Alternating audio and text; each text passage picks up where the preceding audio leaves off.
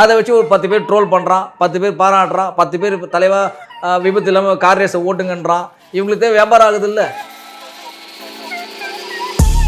அவர் தெளிவாக சொல்லிட்டாரு, என் படம் வந்தால் பிடிச்சா போய் பாரு, பிடிக்கல விட்டுட்டு போய், எனக்கு அதை பற்றி கவலையே இல்லைன்னுட்டார். எங்கே வேணாலும் படத்தை இப்போ அஜித் குமார்ன்ற நபர் வந்து டோட்டலாக மக்களே மறந்துடுவாங்களா? இப்போ 5 வருஷம் படமே பண்ணலாம், நடுவில் ஒரு 2 வருஷம் படமே பண்ணல, அதுக்கு என்ன பதில் சொல்லுவீங்க சார்? 25 வயசில் ஆசைப்பட்ட ஒரு நபர் சார். அவர் கார் பந்தயத்துக்காக 25 வயசில் கலந்துக்க முடியாமல், அதுக்கு உண்டான பண வசதி இல்லாமல் மாடலிங்க்கு வந்தவர் தான் அஜித்குமார்.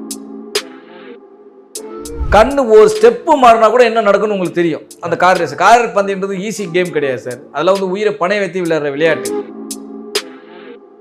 சில விஷயங்கள் வரதான் சார் செய்யும். 24, 25 வயசில் சாதிக்க முடியாத ஒருத்த 54 வயசில் சாதிச்சிருக்கானு செஞ்சு பெருமைப்படணும். அவர் கப்பு வாங்கி இந்திய கொடியை காட்டி இந்தியாவுக்காக தான் அர்ப்பணம் சொன்னார், சமர்ப்பணம் சொன்னார். அந்த விருதை கூட அவர் வீட்டுக்கு வாங்கி வச்சுக்கல, அவர் வீட்டுக்காக ஒன்றும் உழைக்கல. அவர் ரீசெண்ட் டைம்ஸில் நீங்கள் பார்த்தீங்கன்னா அஜித்குமார் வந்து ஒரு ரேஸில் வந்து கலந்துக்கிட்டு இருக்காரு, நிறைய கப்பெல்லாம் சேர்க்குறாரு. ஆனால் அவர் வந்து ஒரு டீம் ரேஸ் தான் பண்ணிக்கிட்டு இருக்காரு. அண்ட் எப்போல்லாம் அஜித்குமார் அந்த டீம் சார்பாக கார் ரேஸில் ஈடுபடுறாரோ அப்போல்லாம் அவர் ஆக்சிடெண்ட்டில் மாட்டிக்கிறாரு, அவருடைய கார் வந்து டேமேஜ் ஆகுது. தொடர்ந்து பார்த்துட்டே இருக்கும். சோசியல் மீடியாவில் அதை போட்டு பயங்கரமாக ட்ரால் பண்ணுறாங்க. ஏங்க அவர் காரே ஓட்ட தெரில, அவர் போய் எப்போ வந்து கார் போய் செவுத்தில் போய் முட்டிக்கிறாரு, இல்லை ஏதாவது கார் பின்னாடி போய் இடிச்சிக்கிறாரு, உடஞ்சிடுது. அவர் யார் கார் ரேஸ் ஓட்டலன்னு சொல்லிட்டு இங்கே கேட்டுட்டு இருந்தது. இன்னொரு விஷயம், நடிக்கிறத விட்டு எதுக்கு இந்த வேலையை பார்த்துட்டு இருக்காரு, உடனே நடிக்கலாம்ல அப்படின்றாங்க. சரி, உங்கள் வீட்டில் என்ன டிஃபன் சாப்பிடணும் மற்றவங்க முடிவு பண்ணுமா, நீங்கள் முடிவு பண்ணுவீங்களா? அவங்க முடிவு பண்ணிக்க வேண்டியதான். நீங்கள் எந்த இடத்துக்கு போகணுன்ட்டு நீங்கள் முடிவு பண்ணீங்களா, மற்றவங்க முடிவு பண்ணுவாங்களா? சரி, முன்னாடி சொன்ன ஆன்சர் தான் சார். அவங்க முடிவு பண்ணுவாங்கல்ல. நான் ஒன்றேன்னு கேட்குறேன். இப்போ நீங்கள் திருவான்மையிலேருந்து இங்கே என்ன பேட்டி எடுக்க வந்தீங்க, திருவான்மையிலேருந்து இங்கே வர வரைக்கும் ஒருத்தங்க கூட ஒரு வண்டியை போய் முட்டலையா? நானா எங்க சார் முட்டுறோம்? நீங்களே சார், நீங்கள் வர வழியில் பார்த்துருப்பீங்க, ஒருத்தன் முட்டுவான், சண்டை போடுவான். ஸோ அதான் எத்தனை கிலோமீட்டர் ஃபாஸ்ட்டில் வருவீங்க? 40 கிலோமீட்டர் தாண்டி உங்களால் வர முடியாது. அவ்வளோதான். 40 கிலோமீட்டர் இந்த சிட்டிக்குள்ளே நம்மளால் 40 கிலோமீட்டர் தாண்டி பைக்கெலாம் ஓட்ட முடியாது எங்கேயுமே, சிட்டிக்குள்ளே மட்டும். இந்த சின்ன இடத்துல 40 கிலோமீட்டர் ஃபாஸ்ட்டில் வர நமக்கே எத்தனை பேர் நம்மளை முட்டுறான், இல்லை நாம் தெரியாதனமாக முட்டிடுவோம், எத்தனை பேர் குறுக்கா வரான், எத்தனை பேர் விழுந்து வாரியிருக்கான் உங்களுக்கு தெரியும். எத்தனை கிலோமீட்டர் ஃபாஸ்ட்டில் போகிறீங்க? வெறும் 40 கிலோமீட்டர் ஃபாஸ்ட்டில் போகிற நீங்களே நமக்கே அவ்வளோ 1008 சோதனைகள் வருது ஒரு நாளைக்கு. எப்போ வீடு போய் சேரும்னு இருப்போம். ஒன்று வேணும் சார், 20 கிலோமீட்டர் ட்ராவல் பண்ணி நம்ம வீட்டுக்கு போனோம்னா சார், நான் டெய்லியும் இங்கேருந்து என் வீடு 22 கிலோமீட்டர் சார். ஒரு நாளைக்கு குறைஞ்சி நான் வீட்டுக்கு போய் சேர்த்துல ஒரு 5 பைக் ஆக்சிடென்ட்டை பார்ப்பேன் சார். ஒரு 2-3 கார் முட்டிட்டு நிற்பானுங்க. எவனாச்சும் பஸ்ஸில் போய் முட்டிடுவான், எவனாச்சும் கீழே ஊந்துருவான், எவனாச்சும் வலிக்கு விழுவான், எவனாச்சும் பைக்கு தண்ணியில் போய்ட்டு வாரி ஊந்துருக்கானு. எவ்வளோ ஆக்சிடென்ட் ஒரு நாளைக்கு குறைஞ்சபட்சம் பார்த்தீங்கன்னா ஒரு 5-6 ஆக்சிடென்ட் பார்ப்பேன் சார் நான். பட் உயிர் சேதம் பட் நேர்மையாக வந்து அது ரெகுலராக நடக்கிற ஆக்சிடென்ட் நடக்கும்.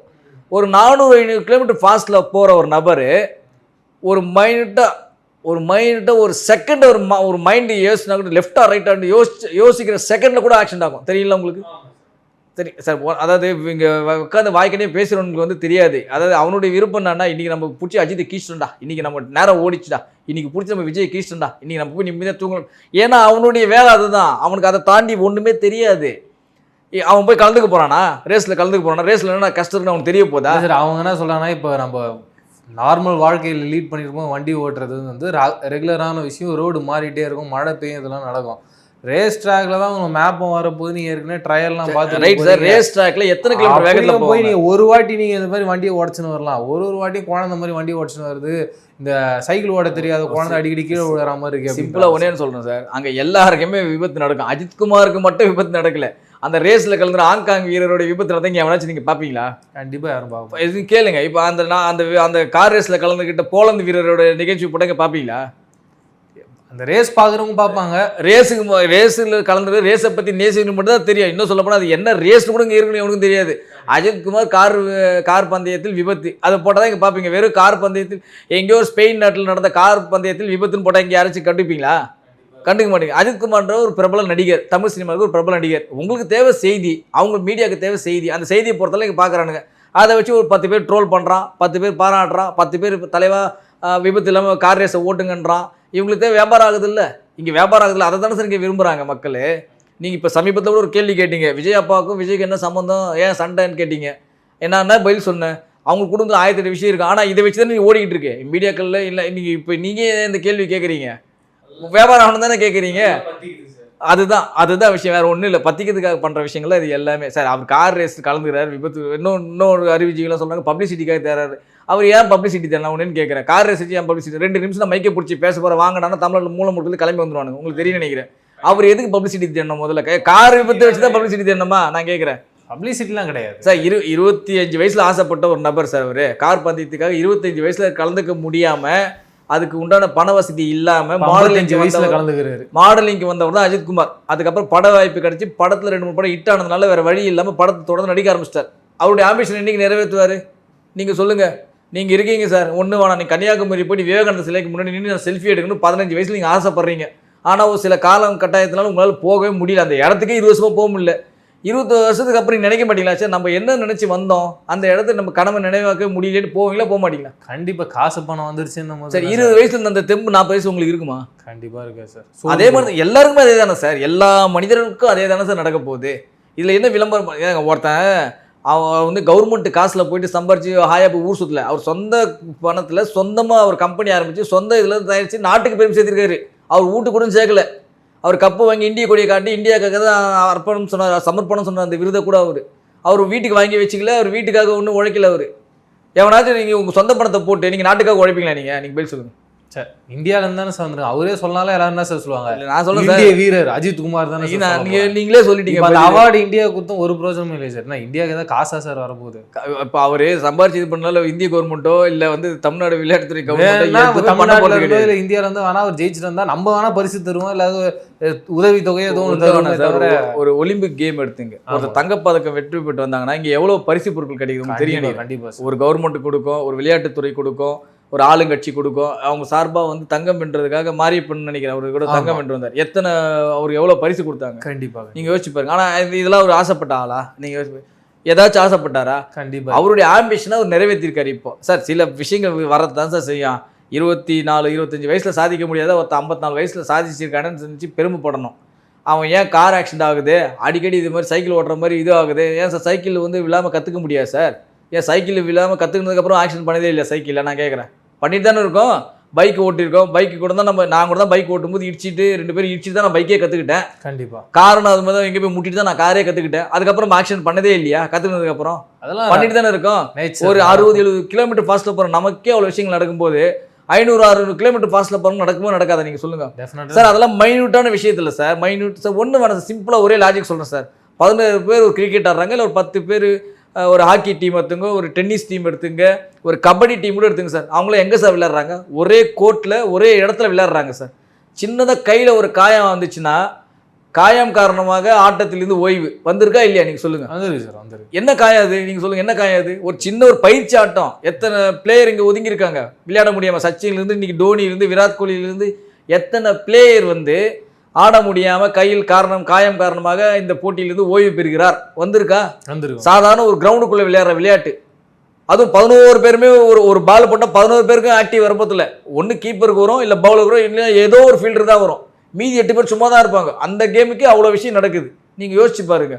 சின்ன காயினை கூட ஒரு சீரியஸே விளையாட மாட்டாங்க சார். உங்களுக்கு தெரியும் இல்லை உங்களுக்கு? அப்போ ஒரு 600-700 கிலோமீட்டர் ஃபாஸ்ட்டில் போகிறவங்க கண்ணு ஒரு ஸ்டெப்பு மாறினா கூட என்ன நடக்கும்னு உங்களுக்கு தெரியும். அந்த கார் ரேஸ் பந்தயம்ன்றது ஈஸி கேம் கிடையாது சார். அதெல்லாம் வந்து உயிரை பணைய வைத்து விளையாடுற விளையாட்டு. உங்களுக்கு தெரியும் அதெல்லாம். சரி, எல்லாரும் தான் சார் கேட்டிருக்காங்க, அவர் ஏன் அப்படி பண்ணாமல் படம் நடிக்கலாம்? இங்கே வந்து ஆதிக் ரவிச்சந்திரன் வெயிட் பண்ணிருக்காரு, அங்கே ஒரு கார் ஓட்டிகிட்டு இருக்காரு, ஏன் இப்படி பண்ணுறாரு? அவர் மேலே இருக்க அன்புல தான் சார் இது எல்லாமே பேச சார். இப்போது நம்ம யாரும் வந்து அவர் வந்து கார் ரேஸில் கலந்துக்க வேணாது, படத்தில் தான் நீங்கள் நடிக்கணும்னு சொல்கிறது நமக்கு எந்த உரிமையும் கிடையாது சார். அது வந்து அவர் விருப்பம். அவர் தெளிவாக சொல்கிறார், என் படம் வந்தால் பிடிச்சா போய் பாரு, பிடிக்கல விட்டுட்டு போய், எனக்கு அதை பற்றி கவலையே இல்லைன்ட்டார். அவர் முதல்ல இந்தியாவில் இந்த மாதிரி ஒரு நடிகர் எந்த நடிகர் சொன்னதே கிடையாது. நான் படத்தில் இப்படி எடுத்துருக்கேன் அப்படி எடுத்துருக்கு கூப்பிட்டு வர வச்சு தான் அதிகம். உனக்கு டைம் இருந்தால் போய் பாரு, இல்லையா போ வேலையை பாருன்ட்டார். ஒரே வார்த்தை.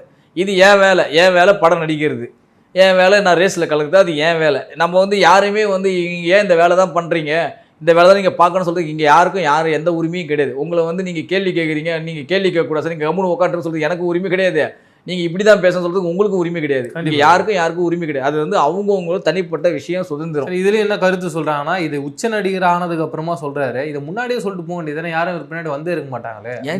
அவர் 2010 சொல்லிட்டாரு. அவரு 2010 அசல் படம் முடிஞ்ச உடனே அவருடைய ஃபேன் கிளப்பை டிஸ்கவுண்ட் பண்ணிட்டாரு. அதான் சார், அவர் ஃபர்ஸ்ட் படத்திலே சொல்லிருக்க வேண்டியது தானே கேக்குறாங்க. ஃபர்ஸ்ட் படத்துல அவர் யாருமே பெருசா சேர்க்கலையா சார்? இன்னைக்கும் நேத்து இல்ல சார், எல்லாருமே வந்ததுக்கு அப்புறமா வேண்டாம்னு சொல்றாரு. இப்பயுமே அவங்க என்ன சொல்றாங்க, ஒரே நல்லா புரிஞ்சுங்க. அதுக்கெல்லாம் அவங்க என்ன சொல்றாங்கன்னா, முழுக்க இது ப்ரொமோஷனுக்கு தான் பண்றாங்க, வேற எதுவுமே கிடையாது. எந்த படத்தை ப்ரொமோஷன் பண்றாங்க சார்? இப்போ இந்த ப்ரொமோஷன் அவரே ப்ரொமோட் பண்ணிக்கிறாரு. அதனாலதான் அவருடைய பிஆர்ஓ மூலியமாவே இந்த வீடியோஸ் எல்லாம் வெளியில வருது. அதான் சார் நானும் கேட்கிறேன். இப்போ அவர் ப்ரொமோட் பண்ணி என்ன சாதிக்க போறேன்னு. இப்போ ப்ரொமோஷன் இல்லாத ஆட்களுக்கு ப்ரொமோட் பண்ணா கிடைக்கும்.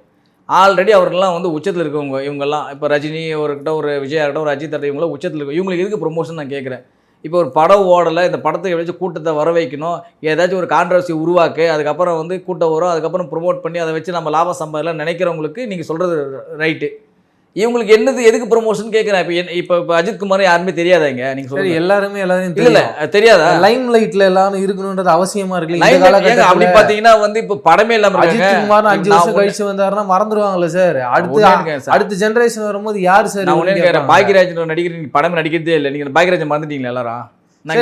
குபேரா படம் பார்த்தா குபேரா படம் பார்த்தா யார வேணா கேளுங்க, அங்க அவர் இருக்காரு. உங்களுக்கும் எனக்கும் தெரியும். ஆனா மக்கள் மறக்க வாய்ப்பு இருக்கு. நீங்க இவ்வளவு மறந்துட்டாங்கன்னு நான் சொல்றேன். ஒரே சிங்க இல்ல, இன்னைக்கு அதே நிலைமை தான் எல்லாருக்கும். இன்னைக்கு நான் ட்ரெண்டுக்கு ஏற்ற மாதிரி நான் ஒரே விஷயம் சொல்றேன், நல்லா கேட்டுங்க. ராஜ்கிரண் ஒரு நடிகர் இருந்தார், உங்களுக்கு தெரியல, தெரியுமா? இப்பயும் இருக்காரு, மாமன் படத்துல இருக்காருல்ல. ராஜ்கிரண் நடிகர் இருந்தாரு. அவர் படம் வரும்போது அன்னைக்கு வந்து ட்விட்டர், ஃபேஸ்புக், வாட்ஸ்அப், இன்ஸ்டாகிராம் எதுவுமே கிடையாது. கரெக்டா? அவர் படம் ஹீரோ நடிக்கும் போது கண்டிப்பா ஒரு பேப்பர் கடையிலேருந்து, ஒரு டிஃபன் கடையிலேருந்து, ஒரு டீ கடையிலேருந்து, தள்ளுவண்டி கடையிலேருந்து, ரோட்டில் வியாபாரம் பண்ணுறவங்கலேருந்து, பீச்சில் சுண்டல் கடை போட்டவங்கலேருந்து ராஜ்கிரண் படம்னா தெரியும். தெரியுமா தெரியாதா? தெரியுமா? நேற்று வந்து ஒரு தப்பாக இது வந்து நடிகர் மட்டும் தந்ததுக்கோ இல்லை நடிகர் குறை சொல்றதுக்காக இல்லை, ஒரு எக்ஸாம்பிள் சொல்கிறேன். நேற்று வந்து நடிகர்கள் ஹரிஷ் கல்யாண், மணிகண்டன் எடுத்துங்க, ஒரு அதர்வா கூட எடுத்துங்க. இவங்களெல்லாம் போயிட்டு வெளியில் ஒரு அயன் பண்ணுற கடை போய் காமிச்சா தெரியுமா தெரியாது? நீங்கள் சொல்லுங்கள். இன்னைக்கு எத்தனை டெக்னாலஜி இருக்குது, நீங்கள் சொல்லுங்கள். கண்டிப்பாக தெரியுமா தெரியாதா? தெரியாது. ஏன் தெரியல சொல்லுங்க, ஏன் சார் தெரியல? சரி, ஏன்னா அவங்க அத்தனை ராஜ்கிரண் சார் இருக்கும்போது சார், அப்போ அவ்வளோ ஆக்டர்ஸும் கிடையாது. அண்ட் அப்போல்லாம் படம் வந்து ஒரு பல நாட்கள் ஓடும். அண்டு எல்லா ஊருக்கும் எல்லா என்டர்டைன்மெண்ட்டுக்கும் பெரிய இதுவாகவே பெரிய பாயிண்டாக இருக்குது தேட்டர் தான் வந்து பார்ப்பாங்க. இப்போ அப்படி கிடையாது. ஓடிடி வந்துருச்சு, இன்ஸ்டாகிராம் ரைட்டு சார். எந்த இது வந்ததுக்கு அப்புறமா அவங்களுக்கு வந்து நிறைய ஆப்ஷன்ஸ் வந்துச்சு. ஆப்ஷன் வரும்போது ஆப்ஷன் வந்தா கூட ஏன் இந்த நடிகர்கள்லாம் சாதாரண ஆட்களுக்கு தெரிய மாட்டேங்குது? சினிமா அஜித் குமார் வந்துருன்ற பயத்துல தான் சார் சொல்றாங்க. அது வந்து வாய்ப்பே கிடையாது சார். என்னன்னா ஒரு லெஜண்ட் கேட்டகரிக்கு ஒரு சில நடிகர்கள் போயிட்டாங்கன்னா அது காலங்காலமாக எத்தனை சார். இப்போ தியாகராஜா பாகவதர் நடிகர் இருந்தார் சார். தியாகராஜ பாகவதர் வந்து நம்ம வாழவும் இல்லை, அவருக்கு படங்களை இங்கே பார்த்தே இருக்க மாட்டோம். யாருமே இங்கே பார்த்துருக்க மாட்டீங்க, யாராச்சும் பார்த்து. ஆனால் இன்னும் நம்ம பேசிட்டு தானே இருக்கோம். எம்கே தியாகராஜ பாகவதர் பேசி தானே இருக்கோம், என்எஸ் கிருஷ்ண பற்றி பேசி தானே இருக்கோம், நாகேஷ் பற்றி பேசி தானே இருக்கோம், நடிகர் சந்திரபாபு பற்றி பேசி தான் இருக்கோம், கவுண்டமணி பற்றி பேசி தானே இருக்கோம், வடிவேல் பற்றி பேசி தானே இருக்கோம். இவங்களா இல்லைங்களா? எம்ஜிஆர், சிவாஜி கணேசன், ஜெமினி கணேசன், அர்ஜுன்ல இருந்து இவர் நம்ம ஜெய்சங்கர் எல்லாருமே நம்ம பார்த்துருக்கோமா? அந்த காலத்தில் நம்ம வாழ்ந்துருக்கோமா? இல்லை, பேசி தானே இருக்கோம். கண்டிப்பாக படம் நடிக்கிறது வேற சார், மக்கள் மறந்துடுவாங்கன்றது வேற சார். ஏன்னா ஒருத்தர் ரசிக்கிறாங்க. ஏன்னா அப்படி பார்த்தா ரஜினிகாந்த் அவர்கள் வந்து 4 வருஷம் படமே பண்ணல சார். அதுக்கு அடுத்து படம் நடிக்கல, வரலையா? ரஜினிகாந்த் மறந்துட்டாங்களா எல்லாருமே? 2010 எந்திரனுக்கு அப்புறம் படம் பண்ணல, உங்களுக்கு தெரியும் நினைக்கிறேன். தெரியும். அதாவது 2014 தான் ஒரு ராணா இது வந்துச்சு, கோச் அடையானோ லிங்காவும் வந்துச்சு. 4 வருஷம் ஒரு படமே பண்ணல சார். 4.5 வருஷம் சார் கிட்டத்தட்ட படமே பண்ணல. ரஜினிகாந்த் மறந்துட்டாங்களா எல்லாரும்? சொல்லுங்க, மறந்துட்டாங்களா? இல்ல ரஜினிகாந்த் வேற இல்ல சார். ஒரே நிமிஷம் கேளுங்க சார். இப்ப அடுத்த ஸ்டேஜ் இருக்கும் தானே சார் இவங்க, விஜய் அஜித் தான். ரஜினிகாந்த் விட்டுருங்க, அதுக்கு அடுத்த ஸ்டேஜ் இருக்கும் தானே இவங்க. இப்ப விஜய் அவர்கள் வந்து இப்ப படத்தை விட்டு அரசியலுக்கு போறாரு. இப்ப விஜய் மறந்துடுவாங்களா எல்லாரும்? நான் கேட்கிறேன், மறந்துடுவாங்களா? அவர் தான் லைம் லைட்ல அரசியலுக்கு வந்துட்டாரு சார். அதோட மெயினான ஏரியா. அதே தான் சார் நானும் கேட்கிறேன். இப்போ என்ன, இவர் அதை தாண்டி போயிட்டாரு சார், காருன்னு போயிட்டாரு. ஏதோ ஒரு லைம் லைட்ல உங்களுக்கு இருக்காருல்ல, நீங்க காரை கூட வச்சுங்க சார். இவர் அரசியல் கொண்டா ஒரு கார் ரேஸ் தமிழ்நாடு விட்டு தாண்டி போயிட்டாரு சார், இந்தியா விட்டு தாண்டி போட்டோம் சார். எங்க வேணாலும் போட்டோம் சார். அஜித் குமார்ன்ற நபர் வந்து டோட்டலா மக்களே மறந்துடுவாங்களா? 5 வருஷம் படமே பண்ணலாம், நடுவில் 2 வருஷம் படமே பண்ணல. அதுக்கு என்ன பதில் சொல்லுவீங்க? 2005 அப்புறம் 2017 படமே பண்ண, 2 வருஷம் படமே பண்ணல. அவரு வேதாளத்துக்கு அப்புறம் விவேகம் தான் வந்துச்சு, 2 வருஷம் படமே பண்ணல. திரும்ப வந்து இப்போ கொரோனா டைமில் 2 வருஷம் படமே வரலையே அவருக்கு. 2019 அப்புறம் அதோட வலிமை தானே வந்துச்சு 2022, 3 வருஷம் படமே பண்ணலையே. அப்போ மக்கள் மறந்துட்டாங்களா? பண்ணிட்டு தானே இருக்காங்க. கண்டிப்பாக சார். படம் நடிக்கிறதோ நடிக்காதோ அது அவங்க தனிப்பட்ட விஷயம் சார். இப்போ ரஜினிகாந்த் வந்து நாளைக்கே லாஸ்ட் படம் என்ன போதுங்க நான் முடிச்சுட்டு போயிருங்கன்னு. இப்போ கமலஹாசன் அவர்களும் லாஸ்ட் படம் போதுங்க நான் முடிச்சுட்டு போயிருந்தேன். அதுக்காக மக்கள் மறந்துடுவாங்களா? இல்லை சார். யாரும் மக்கள்லாம் எந்த நடிகரும் மறக்க மாட்டாங்க. அவங்களுக்கு அபிமான நடிகரை பிடிச்சிருந்துன்னா அந்த காலம் ஃபுல்லாக நினைவு தான் அவங்க உயிரோடு இருக்கிறத நடிக்கிறதா அவங்க மனசில் இருப்பாங்க. அதை யாராலையும் மறக்கவும் முடியாது, மாற்றவும் முடியாது. ஒன்றே ஒன்று என்னன்னா, இங்கே இருக்கிறவங்க இவர் ஏன் படம் நடித்து விட்டுட்டு எதுக்கு ரேஸுக்கு போகிறான்ற ஒரு கேள்வி எழுது. அது வந்து அவருடைய ஆம்பிஷன். அது வந்து அவர் நினச்ச மாதிரி வாழ்க்கையை அமைக்கும் போது வந்த முடிவு எடுத்த விஷயம். அது அந்த வயசில் சாதிக்க முடியல. அதுக்கு உண்டான டைமோ நேரமோ காலமோ அன்றைக்கி அமையல. இப்போ அவருக்கு அமைஞ்சிருக்கு. அதனால் அவர் போகிறாரு. இதுதான் உண்மையான விஷயம்.